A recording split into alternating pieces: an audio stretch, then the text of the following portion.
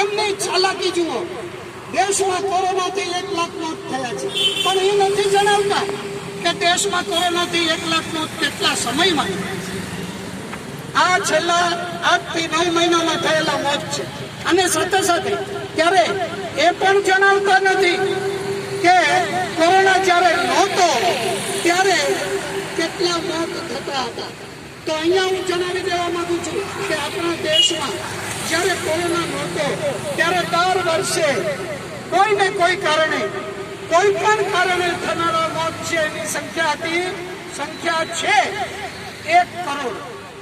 વર્ષે 1 કરોડ, વર્ષે 1 કરોડ એટલે 9 મહિનામાં 75 લાખ.